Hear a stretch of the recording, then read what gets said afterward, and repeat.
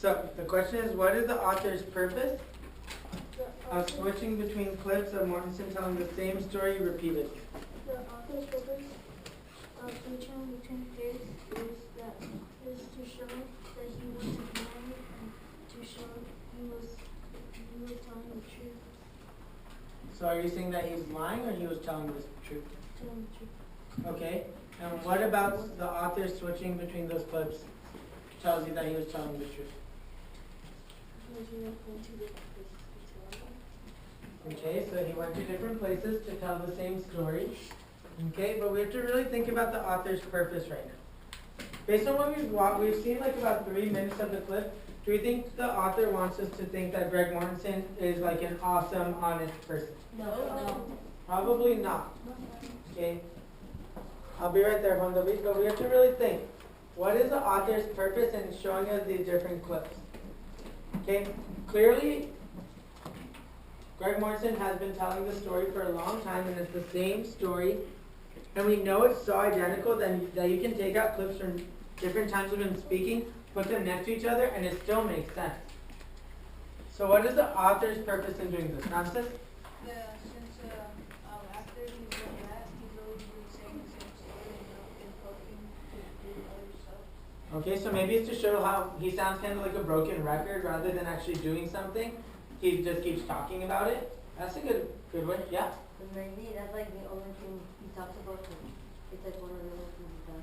Okay, so maybe he hasn't actually done that much and he only has one thing he can really say. So that's the one story. Because he could be telling, yeah, one time I was in Corfe, but I was also in this other village, but I was also in this other village, and also in this other village in this other country. But if he only really has one story, maybe that's why he's repeating it. What else? There are other ways we can look at this too, so let's push our thinking right now. So you all know I got a new iPhone, right? What if I want to be like the coolest teacher at this school? So I want everyone to know I just got the iPhone 8. Okay? It doesn't exist, but I'm cool and I got it. So let's say, would it make sense for me to just go up to like one student and be like, hey, I got the iPhone 8, but like don't tell anyone. Is that going to help my cause in being cool? No. And being like known for having this iPhone 8? No. I'd have to tell the story to a lot of different people over and over again. Would the story have to be the same? Kind of. What if so I got the iPhone 8. I got the iPhone 7. I got the iPhone 30. Is that going to work? No. The story has to stay what? The same. It has to be consistent. Because if I really want people to believe my story, it has to be the same. So that might be his case too, that he's telling the same version of the story over and over again. Okay? By the way, my birthday's in November, so the iPhone 8, it can happen. Okay, next question. Powerful and heartwarming tale that has motivated millions of people to buy his books and to contribute nearly $60 million to his charity. It's a beautiful story, and it's a lie. John Krakauer is also a best-selling author and mountaineer who wrote Into Thin Air and Into the Wild. He was one of Mortensen's earliest backers, donating $75,000 to his nonprofit organization. But after a few years, Krakauer says he withdrew his support over concerns that the charity was being mismanaged, and he later learned that the Corfe tale that launched Mortensen into prominence was simply not true. Did he stumble into this village in a weakened state? Absolutely not. So nobody helped him out and nursed him back to health? Absolutely not. I have spoken to one of his companions, a close friend, who hiked out from K2 with him. This companion said, Greg never heard of Corfe till a year later. Strangely enough, Krakauer's version of events is backed up by Greg Mortensen himself in his earliest telling of the story.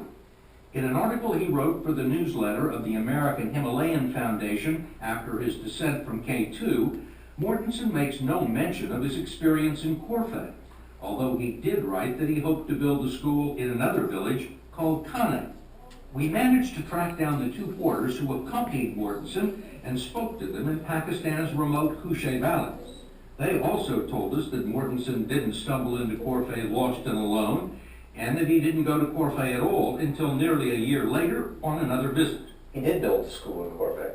He did, and it's a good thing. But if you go back and read the first few chapters of that book, he realized, I'm being taken for a ride here. Alrighty, next question is, what evidence do they have to prove Mortensen's story is false? So they shared with us a lot of evidence. Working your Navy partners, switch writer, again.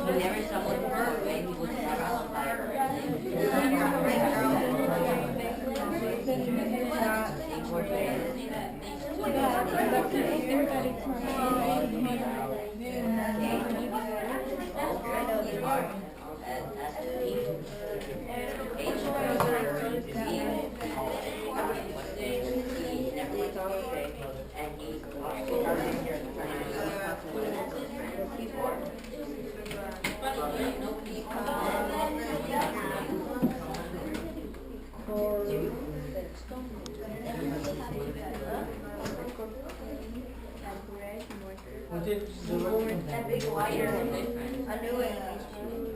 My game was with the lighter. You could light like all you could light like all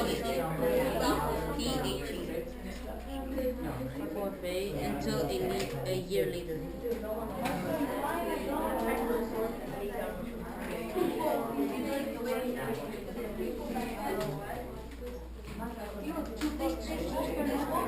Emily, I'm going to be coming to you for an answer. And Andrew, I'm going to be coming to you for an answer. So get ready.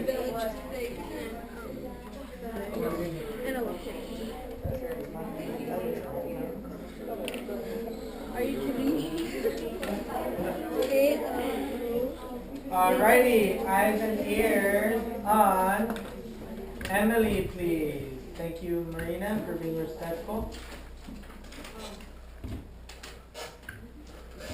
The evidence that they have to prove that Greg Mortensen is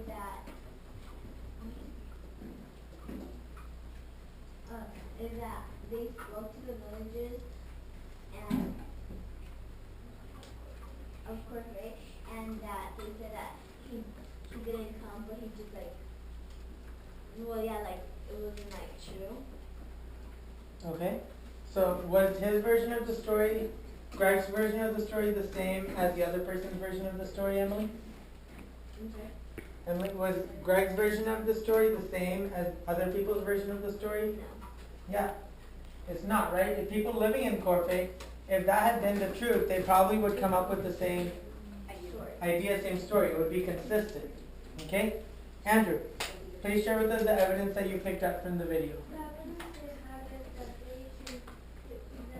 they tended to provide that proof that Greg lied in his book is that the people of Corfe said he stumbled in but did not make a big change.